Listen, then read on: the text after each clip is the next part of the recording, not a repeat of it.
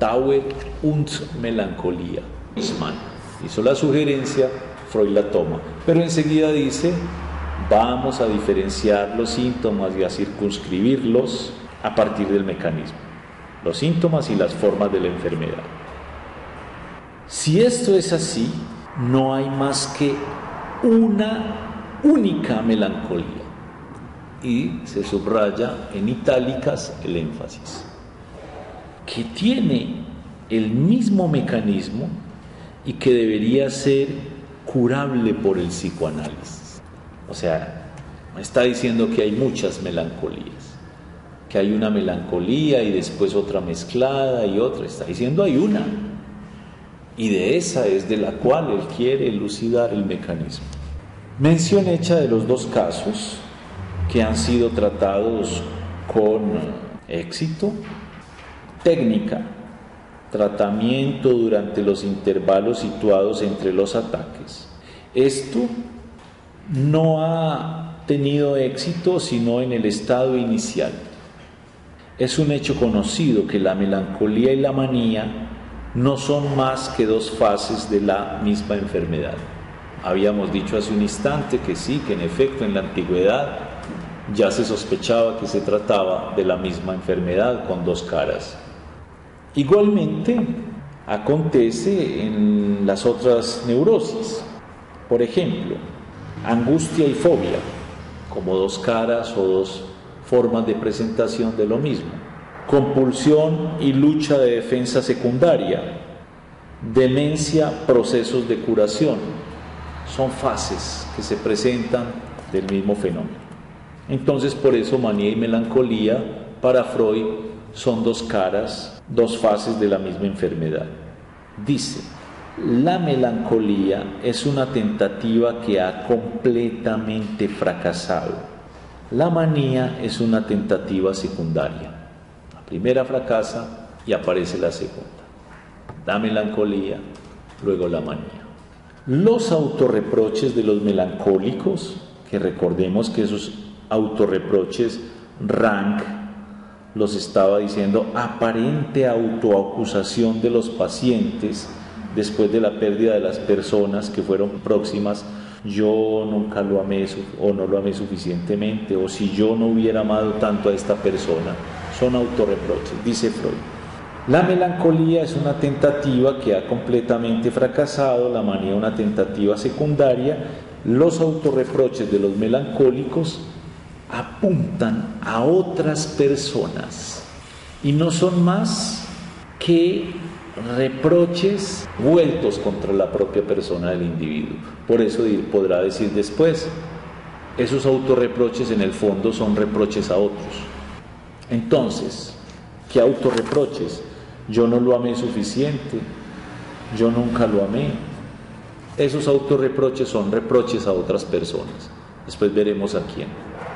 Un caso de curación espontánea de una melancolía como prueba del hecho de que es la ocasión que determina todo.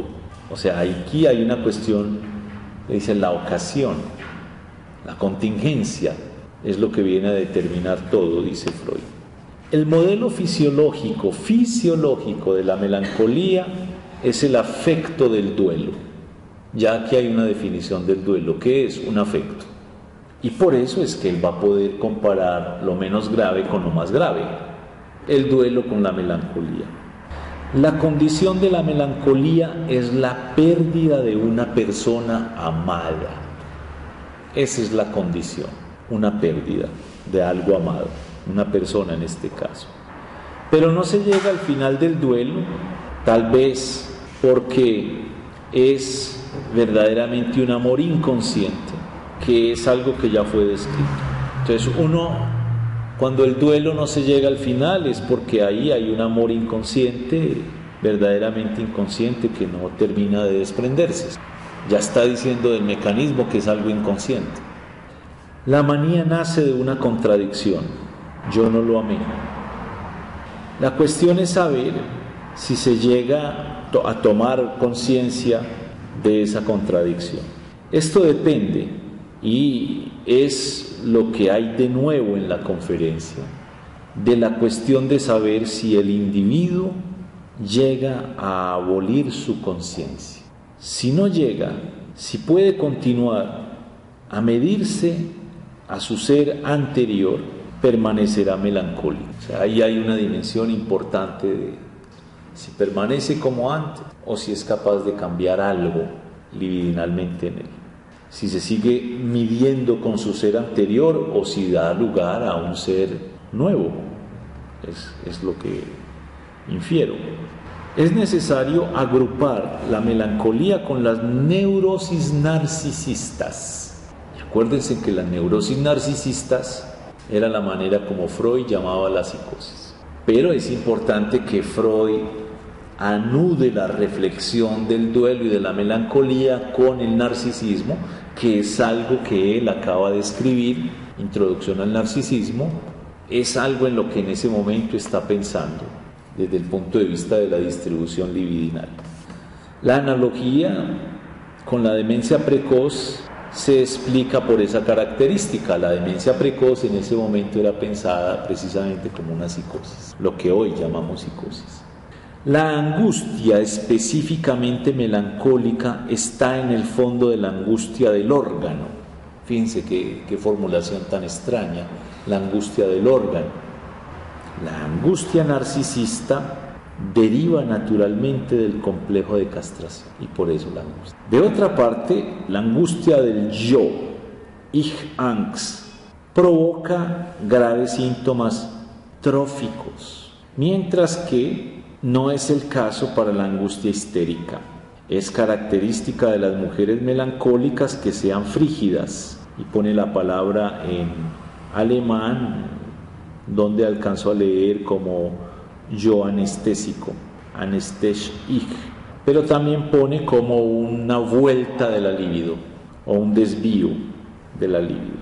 El proceso orgánico que existe puede estar detrás de la melancolía, pero esto no nos concierne, el proceso orgánico. En la psicosis se trata de perturbaciones de toda la libido. En la neurosis solamente perturbaciones de la libido de objeto, no la del yo, la del objeto, que es el objeto perdido. Una lucha que proviene del narcisismo. Las perturbaciones de la libido pueden ser secundarias. No obstante, la perturbación del yo no se produce sin una perturbación relativa al objeto. Es lo que nos da el derecho de calificar estas perturbaciones en el yo como libidinales. Entonces, estas ideas, esta página y media, es lo que enseguida él va a desarrollar, esto que expresa en esta discusión en su trabajo Duelo y Melancolía. Si uno no conoce estas fuentes, Freud saca el psicoanálisis de su cabeza como sale Atenea simplemente de la pierna de Zeus. Hay un contexto social, esto lo están creando hombres y lo crean a partir de discusiones, de que el uno estudia y enseguida es orador y enseguida el otro discute este punto, aquel.